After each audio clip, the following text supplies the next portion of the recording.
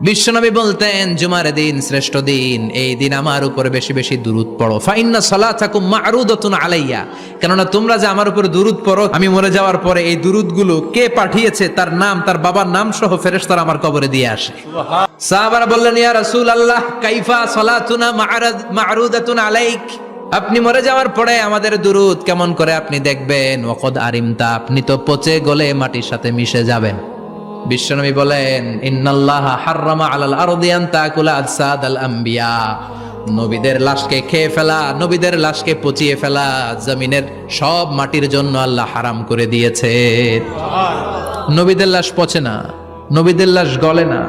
যারাই বিশ্বনবীর উপর দুরূদ পড়বেন, আপনার নাম সহ, আপনার বাবার নাম সহ, মালাইকাতু সাইয়াহিন, একদল ফেরেশতা আছে শুধু রাউন্ড দেয় গোটা ওয়ার্ল্ডে। কারা বিশ্বনবীর উপর দুরূদ পড়েছে, এই দুরূদ নিয়ে, এই নাম নিয়ে বিশ্বনবীর কবরে তারা পৌঁছে দেয়। চিল্লায় পড়েন আল্লাহু আকবার।